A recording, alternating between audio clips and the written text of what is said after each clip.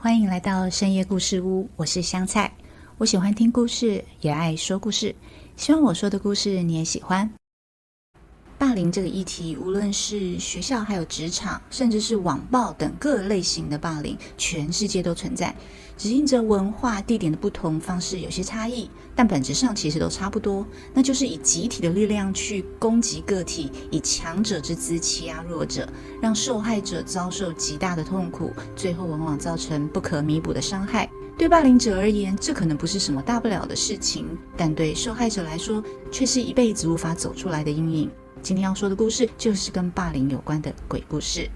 前輩，有些事情如果不是我親身經歷，我大概很難相信，但現在回頭想，我很確定一件事，如果當時沒有這位前輩，我可能無法在這裡說出這整件事。那年我剛大學畢業，是個完全沒有工作經驗的社會新鮮人，大學念的也不是很熱門的科系，和很多人一樣，我投了很多履歷，不是我面試後覺得公司怪怪的，就是在面試後被刷下，甚至有很多公司我是連面試的機會都沒有。後來終於有一間很有名的連鎖韓式烤肉餐廳，在面試幾天後就通知我錄取了。因為之前和家人跟同學聚餐，常來這間餐廳吃烤肉，店員服務態度好，烤肉也好吃，所以能在這裡工作特別的開心。我還記得自己第一天上班的時候緊張不得了，提早20分鐘到店門口，店裡還沒開始營業，烤爐的味道混雜一些清潔劑的味道，空氣裡還殘留一點炭火味。店長簡單帶我認識一下環境和介紹同事，新人先在旁邊學，看其他的前輩怎麼做，很快就能上手咯。店長說，前輩們有人微笑點頭，有人完全沒反應，只是看了我一眼之後就繼續做開店前的準備工作。當時我以為大家只是忙，後來我才知道那只是一切的開端。一開始只是一些小事，排班的時候我總是被排到最累的時段，打烊之後別人可以先走，我卻常常被留下來清洗烤盤。如果客人多一點，我會被叫去洗盤子，一洗就是1-2個小時，中間還會被叫去備料，動作慢一點就被念。有一次我忍不住問學姐，這些事情是不是要大家輪流做的啊？她只是看着我笑了一下，那笑容很表面，皮笑肉不笑那一種。新人就多做一點啊，我們也都是這樣過來的啊。那個時候我真的相信是我不夠熟悉，動作慢了點，等一切上手就都好了。所以我每天更早到店裡，把所有流程記下來，烤肉的順序、換烤网的時間、客人點餐的習慣，我全部記錄下來。我以為只要我夠努力，事情就會好轉，但事情並沒有想的那麼單純。有一天我在休息室喝水，外面有幾個同事正在聊天，我原本沒有注意聽，直到我聽見一個名字。你有沒有覺得新來的那個很像林燕婷啊？空氣突然安靜了1秒，另一個人說，你找死啊，不要給我講那個名字。我那個時候正好走出去，他們看到我就突然不說話了。我問林燕婷是誰啊？沒有人回答，只有一個人冷冷地看着我說，跟你沒關係。那天晚上打烊之後，我一個人留下來擦桌子，整間餐廳只剩下我一個人，燈關到只剩下櫃檯上方和廁所前走道。不久之前店內的人聲鼎沸，跟現在的空空蕩蕩就像是2個完全不同的世界。烤爐早就熄火，但店裡還是彌漫着一股油煙味和烤肉味。就在我擦到靠近廁所的桌子時，我突然听見有人說話，聲音很輕，像是女生。不要太相信他們。我整個人僵住了。我回頭望向廁所，什麼動靜都沒有，只有一點點淡淡的薰衣草香味。那天我告訴自己是我太累了，但奇怪的事情開始越來越多。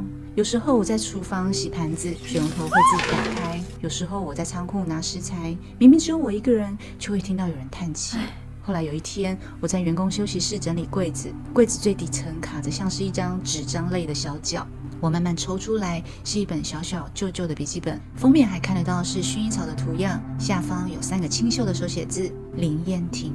我看到那個名字時，心裡產生一股強烈的好奇心。之前不是聽到前輩們說過這個名字嗎？當時他們的表情緊張神秘的樣子，我當時就覺得怪怪的。現在又看到他的筆記本，所以這個人是以前的員工嗎？我知道不應該亂看別人的東西，但腦海中閃過那些畫面跟耳語，還有前輩們的反應，我的好奇心還是驅使我翻開了第1頁，一翻開就不知不覺地一直看下去。內容不像普通的筆記，更像是一段段零碎的上班日常，還有心情的抒發記錄。今天又被叫去洗盤子，他們把客人的抱怨全部都推到我身上，是不是我做得不夠好，所以他們不喜歡我？他們說我拖累了大家。他們常常偷偷聊天，是不是都在說我的壞話？店長說是我自己太敏感。越往後看字越亂，有些地方被水滴暈開，我猜那是眼淚。最後幾頁幾乎只剩下同樣的心情，他一遍又一遍地寫着，是不是我消失比較好？我消失就好了吧？我看完的時候整個人都在發抖。隔天上班，我忍不住問一個平常对我稍微好一點的資深前輩，學姐，以前是不是有一個叫林燕婷的人？他先是嚇了一跳，然後看着我很久沒說話，最後他小聲地說，你最好不要問。後來我還是慢慢的知道了，幾年前這家分店有一個女員工離職後自殺，那個人就是林燕婷。聽說她在店裡被排擠、被羞辱，甚至被故意陷害犯錯，但公司對外只強調心理狀況不好，屬於員工個人的情緒管理範疇，公司有去了解和關心，但該名員工都說沒問題。發生這種事，公司也很遺憾，之後會依照勞基法規定處理後續事宜。事情就這樣結束了。從那之後，店裡偶爾會發生奇怪的事情。有人說打烊後會聽到女孩子的啜泣聲，有人說倉庫的燈會自己亮起來，門會自動關上。我聽完之後只覺得背脊發涼，因為我發現自己也正在經歷同樣的事情。我被幾位前輩排擠，他們有時會當客人的面酸我手腳笨，在店長面前假裝關心我，但之後變本加厲地陷害我。而其他個性比較好的同事，因為不敢惹怒前輩，也只能假裝沒看見。沒有人敢安慰我，頂多是私下偷偷提醒我，你要不要去看看其他的工作啊？但我連3個月的試用期都還沒滿就辭職，別人會不會認為我經不起挫折？我想再撐一下。但是前幾天開始，我在進入店內時，身體會不自主的發抖，胸口會隱隱的發緊。看到那幾個前輩時，更是緊張到很難完整的說好一句話。有一天晚班，我在備料區切肉，3個前輩突然走過來，其中一個人把一整盤肉丟在桌上，這些重排。我說，可是我是按照 SOP 排的。他打斷我，你在質疑我嗎？排這樣給客人能看嗎？另外2個人就站在旁邊笑，哼，新人就是欠教育，還敢頂嘴哦！吼，那一刻，我突然覺得整個空間變得很扭曲，燈光好像變暗了。他們的聲音變得很遠又很尖，都是你害我們被店長罵，你到底會不會做事？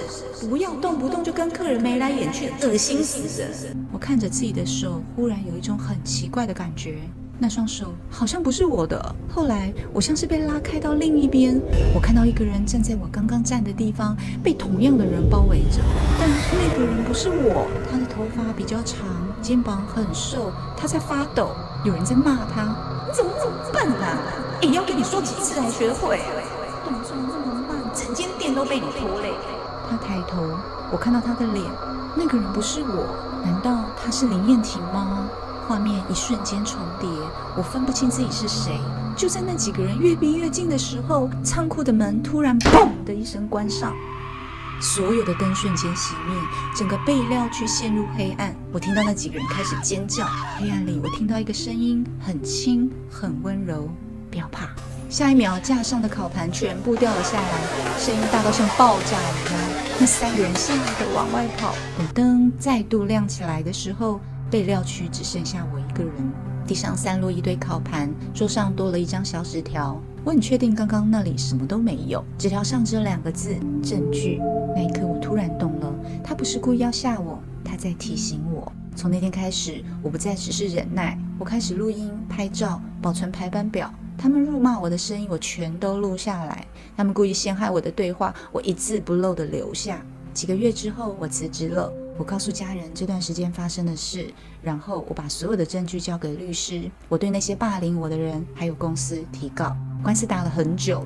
一開始公司說只是同事之間的誤會，那是現在年輕人溝通的方式。但錄音、排班記錄、訊息截圖一樣被拿出來，加上店內還有其他同事的證詞。最後，法院認定職場霸凌成立，我勝訴了。判決那天，我回去看了一次那家餐廳，我站在門口，裡面還是一樣的烤爐、油煙、客人說笑的聲音。那幾個霸凌者已經不在店裡了。忽然有一陣風從防火巷裡吹出來，風輕輕的，帶着一點薰衣草香。我很清楚地聽見一句話，也是輕輕的謝謝。我沒有害怕，只是在心裡回應着，是我該謝謝你，現在你可以安心了。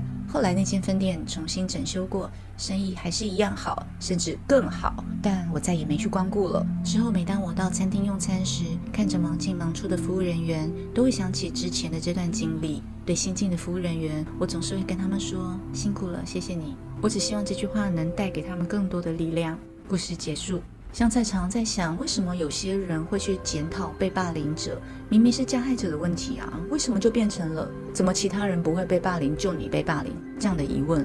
人與人之間的化學變化從來就不是絕對的，就像我們會對某些人的印象比較好，對某些人的個性比較無法苟同，這並不是誰對誰錯或誰好誰壞的二分法可以判定的。但人跟人相處的底線就是不能造成霸凌。